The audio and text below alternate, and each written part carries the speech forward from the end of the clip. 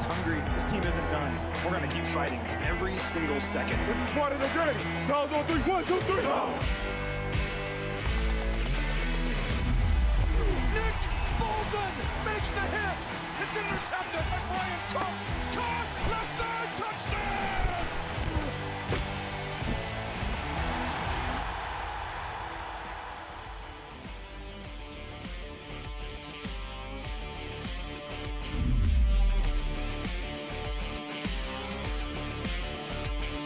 Sunday was a tough one in the Chiefs' kingdom between getting eliminated from the postseason and losing Patrick Mahomes for the year.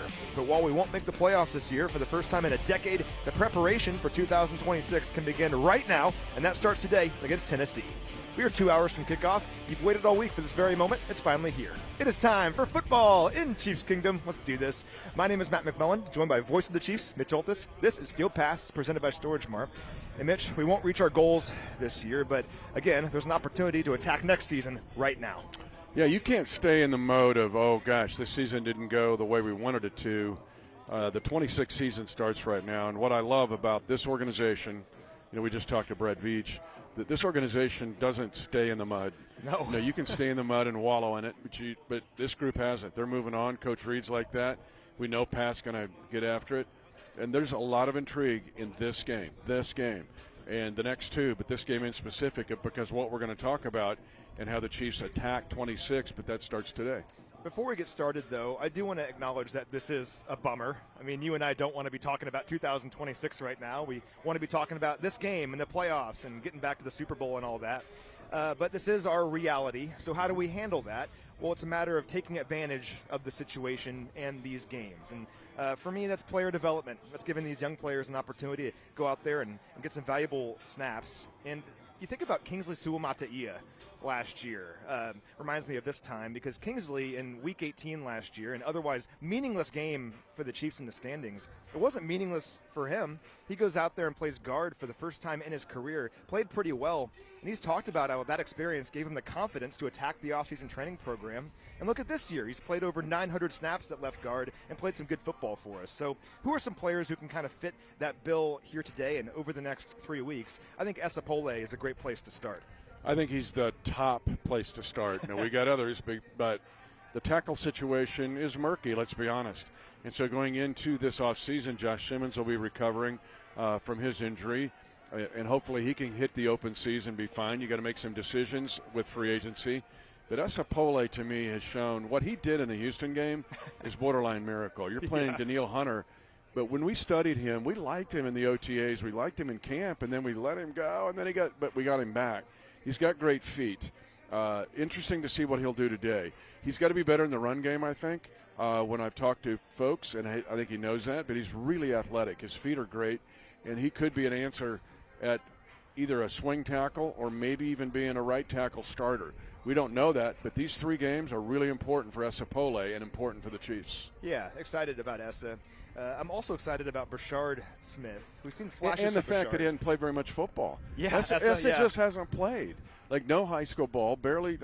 22 games at Wazoo. That's it. So anything he gets out here is gigantic. Double for anybody else we're going to talk about. Well, I was going to talk about Brashard, and kind of works for him too because he's only played running back for like 2 years now. Still kind of getting used to that position. Brashard has shown us flashes at times this year, but I still feel like he's only scratching the surface of what he can do. I'd love to see him get like double-digit touches here today.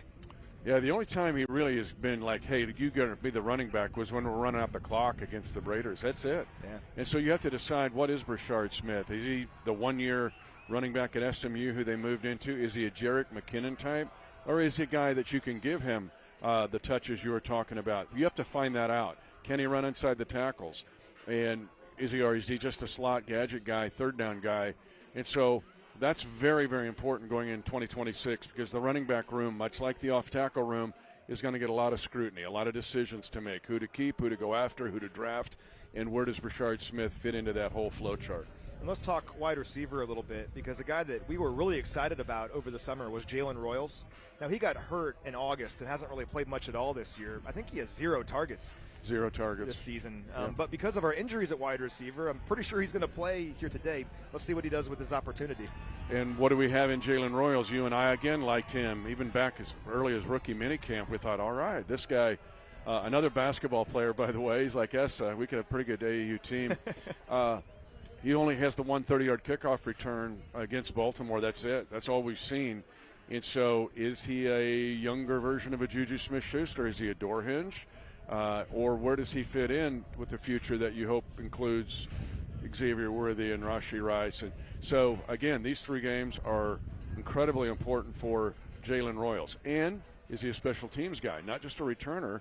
Can he do other stuff in the 4 core special teams? So there's a lot to evaluate with Royals.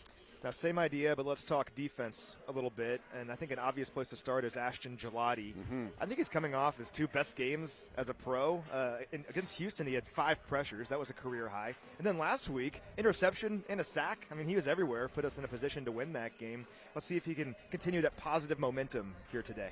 His athleticism is what jumps off the page. He's a big dude that can run. So that interception tells you a lot, tells me a lot, where he can drop into coverage on a zone blitz, let's say, a zone fire, and then he's athletic enough to cover like the curl flat, but he's also athletic enough to get an interception. But he can set an edge, he's got power, and he's smart. His play on the quarterback draw tells you, too, that's part of his study and part of his keys. That's a pro. He's a pro and could be a really good, maybe all-pro pro. I'm excited about him. Also excited about Noel Williams. Noel's played a lot lately. He's logged at least 60 defensive snaps in back-to-back games now. Let's see what he can do here today. Fearless and powerful, physical. He'll play the run, he'll play the pass. He doesn't care who he's playing. He'll get a good jam. If you play press man-to-man, you better get the press, and your technique has to be really good, Matt. I go back to Fulton's whiff on the play up the boundary. Who are we playing? Denver, maybe. Yeah. So he whiffs on a going to play press, and it's open on the outside. Noel Williams won't usually whiff on a press. In fact, he'll jaw the dude, and he'll hit your clavicle. But here's my stat with him: he's only played 20% of the defensive snaps. Noel Williams, he has 5 passes defense. To put that in perspective, Trent McDuffie has played almost 90% of the snaps, and I think he has 7 or 8. Wow. And Jalen Watson has 7 or 8. Noel Williams has 5 in 20% of the snaps. So give him, 80% of the snaps or more in a game like this, or the next 3. We might see a whole lot from Noel Williams we haven't seen yet. Remember early in the season, I think maybe Trent or Jalen was hurt, and Noel had to go in against Devontae Smith and was holding his own. That's where I learned, this guy is fearless. He does not care. Doesn't care. And he fits this scheme, what Spags likes to do, very well. Again, you better play press, and you better do it well, because that's a technique. Now, sticking at corner, Kevin Knowles is a player who I'm kind of fired up about. So he's played some pretty good special teams for us this season. Had a great special teams tackle last week, but also played some defense against the Chargers. Logged 29 defensive snaps in that game. Had a pass breakup on 3rd down. When I'm talking about player development and looking at these games and how we can use them, he's the perfect kind of candidate to really embrace this kind of situation. Yeah, I love what you're saying there. 10 special teams tackles in 10 games. He's only played 10 games. But maybe our next DTK is going to be, what do we have? Yeah. Because I keep saying, what do we have? What do we have in these guys? So here's what we need to find out about Kevin Knowles in this game and the next 2. What's he like in dime? What's he like in nickel? What's he like in man? What's he like in zone? Yeah. We know he's a special teams contributor, but at the very least, does he become part of your nickel-dime strategy going into 2026? Can he handle that? Or a backup to a Christian Roland Wallace, or a challenging Christian Roland Wallace? So I think that's the big thing to evaluate with Knowles. Not his special teams, we know that, but what's he doing their scrimmage downs? Now, one part of this that I think matters is I don't want our guys just to play.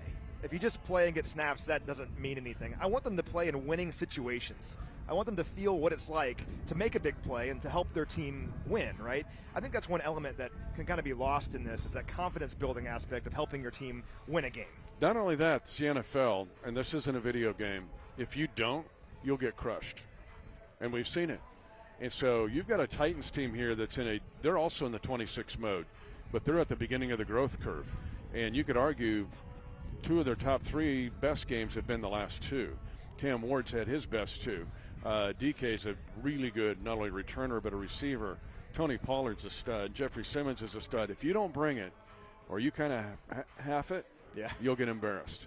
And so, to your point, I think it's an excellent point, is you've got to bring it. Everybody's got to bring it. Even the veterans, you better bring it. You can't dog it, or it'll be embarrassing. And we've got Gardner Minshew leading us today, his first start as a Chief. I just talked to him. Played a lot of games in his career. He started 46 games for 4 different teams. What gives you confidence that Gardner can get the job done here today? If you study what he has been able to do, he's got 19 wins as a starter. He has 9 wins as a starter since the beginning of 23. So this is an ancient history. I just talked to him, and I said, I followed you, I think, since Troy signed you or whatever. It was really fun to watch him at Washington State. But because, I'm kind of a Washington State fan. Yep. But as a pro, 9 300-yard passing games. He's beaten these guys 4 times. Yeah, a lot of AFC South experience. And he put 321 on him.